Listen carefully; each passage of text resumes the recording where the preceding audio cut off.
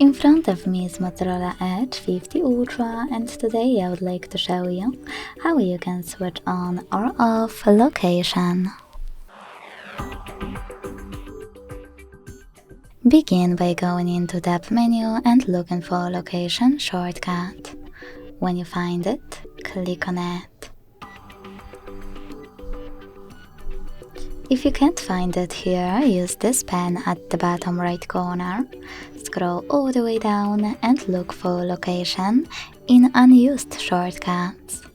Then hold it, drag it to your current shortcuts, place it wherever you want to and let go. To go back, click at the top left corner. Then tap on your shortcut.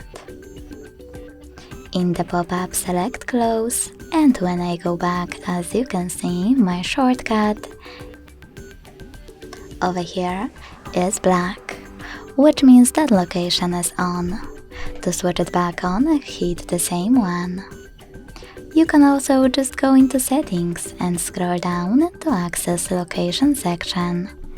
Then use this switcher to manage it. Thanks so much for watching. If you enjoyed this video, leave a like, comment and subscribe.